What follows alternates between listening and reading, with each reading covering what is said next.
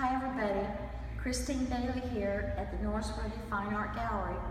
Once again, we have a great show. This month is the Hoover Watercolor Society's annual spring exhibit.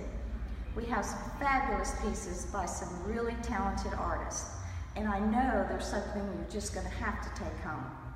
So come downtown, have some lunch at one of our great places to eat, which are listed on the DowntownShreveport.com website, and then come by and see the show. And as always, thank you very much for your support.